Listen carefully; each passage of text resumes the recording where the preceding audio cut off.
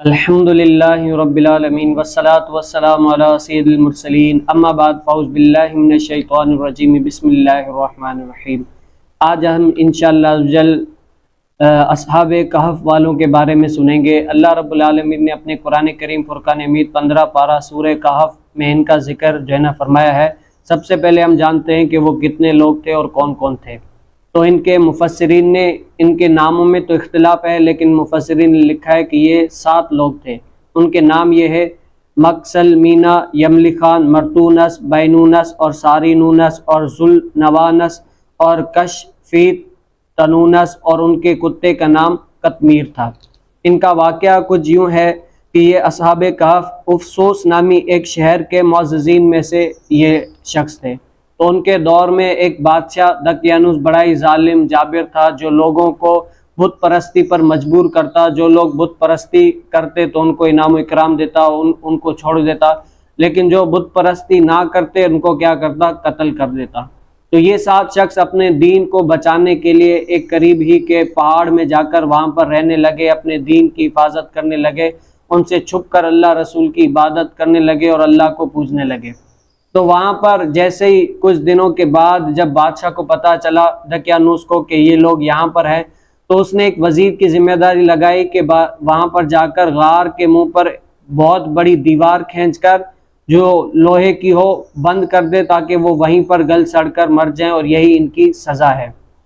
जिस वजीर के खाते में ये जिम्मेदारी आई वो बड़ा नेक था, तो उसने क्या किया, इनके नाम जितने थे और उनकी हालात लिखकर एक संदूक में बंद करके वो अंदर कर दिया। फिर जो है ना वो दीवार खड़ी कर दी। जब दीवार खड़ी कर दी, इसके बाद ये बादशाह दकियानूस का आखिरी टाइम आया, इस दुनिया से चला गया, मर गया।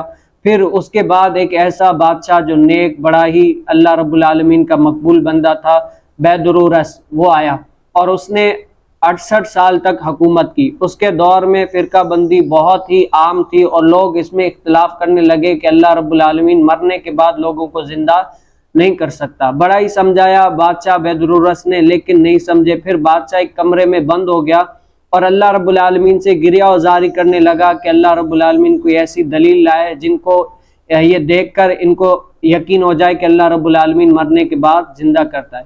और इसी तरह फिर एक बकरी वाला उसी गार में अपनी बकरियों को ले जाकर वहां पर गुजर बसर करने के लिए गया, तो देखा वो दीवार बंद है। फिर कुछ लोगों को कहा कि तोड़ो। जब तोड़ने लगे, फिर कुछ ऐसी हैबत तारी हो गई उन सब लोगों पर कि वो वहां से भागकर चले गए। फिर उसी टाइम पर वो जो सोए हुए थे असहाबे कहफ वाले, वो भी जाग गए। जब जागे तो एक दूसरे को सलाम किया, उनके चेहरे शगुफ्ता और तरोताज़ा थे। फिर नमाज पढ़े, नमाज पढ़कर फारिग हुए तो उनमें से एक यमली खान को भेजा कि जाओ तुम कुछ खाने पीने के लिए अशिया भी लेकर आओ और पता करो कि बादशाह दकियानूस का अब हमारे बारे में क्या राय है। जब यमली खान नामी वो शख्स निकला, देखा बाजार में, तो देखा खुल्लम खुल्ला इस्लाम की दावत हो रही है, हर कोई इस्लाम पर अमल कर रहा है, इस्लाम जैसा लिबादा है। बड़ा हैरान हुआ। पहले तो लोग अपने इस्लाम को छुपाते थे, लोग इस्लाम में यानी जाहिर नहीं करते थे, अब ऐसा क्या हुआ। तो वो गया एक नान भाई के पास रोटी खरीदने के लिए। जब रोटी खरीदी तो उनको वो सिक्के दिए जो दकियानूस बादशाह के टाइम के थे। अब वो बंद हो गया क्योंकि उनको जो असहाबे कहफ सोए हुए थे, मुफस्सिरीन ने लिखा है कम से कम 300 बरस से भी ज्यादा यानी अरसा गुजर चुका था, तो तब तक वो सिक्के बंद हो गए थे। तो जब उसने कहा कि यही है मेरे पास सिक्के हैं, तो वो नान भाई वाला समझा कि क्या पता इनके पास कोई खजाना आता है, तो उसने इसको पकड़कर उस दौर के वजीर के हाथ में दे दिया कि इनके पास कोई खजाना है। तो वजीर ने पूछा कि वो खजाना कहाँ है, अब वो तुम हमारे हवाले करो। तो उसने कहा कोई खजाना नहीं है, ये तो मेरा अपना है, मैं तुम लोग को दे रहा हूँ। कहा कि नहीं, ये जो तुम सिक्के दे रहे हो उसमें देखो कितने साल की यानी वो मुद्दत लिखी हुई है, ये तो सिक्का बहुत पहले का है और तुम अभी जवान हो, हम बूढ़े, हमने तो ये सिक्का देखा ही नहीं है। कहा कि तुम पहले मुझे ये बताओ कि बादशाह दकियानूस कहाँ है, कैसा है। उसने कहा ये इस नाम का बादशाह तो अब रूए जमीन पर है ही नहीं, हाँ वो सौ सालों पहले आया था, वो मरकर चला। कहा तो यमली खान ने कहा हम तो उसी के डर से छुपकर कल ही तो गार में छुपे हुए, तो उनको यकीन नहीं आया। फिर यमली खान ने पूरा अपना वाकया सुनाया कि ये हुआ। फिर लोग बड़े हैरान हुए, फिर कतार जर कतार जाने लगे। तो भाइयों को आवाज आने लगी, भाइयों को यकीन हुआ कि अब जो है ना ये पकड़े गए हैं।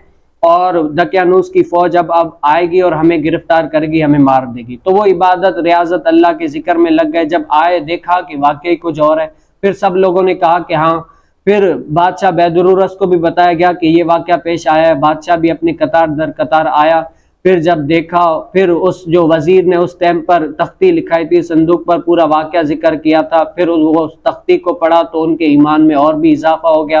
फिर जिन लोगों को ये यकीन नहीं था कि अल्लाह रब्बुल आलमीन मरने के बाद लोगों को जिंदा करता है, उनको यकीन भी आया। उन लोगों ने सजदा पे किया, बादशाह ने भी सजदा किया, फिर उनसे मानका किया। जब बादशाह उनसे मिलने लगा, फिर उसके बाद यानी वो फिर अपनी ख्वाबगाह में इस दुनिया से फौत हो गए, अल्लाह रब्बुल आलमीन की बारगाह में अपनी जान दे चुके थे। फिर बादशाह बैदुर्रस ने एक ऐसा दिन मुकर्रर किया जिस दिन सारे लोग आते, उनकी यानी उस दिन खुशी मनाते और उनका उर्स किया करते थे। और बादशाह ने ये दिन यानी खास तौर पर रखा हुआ था, तो ये सारे लोग आते, उर्स करते।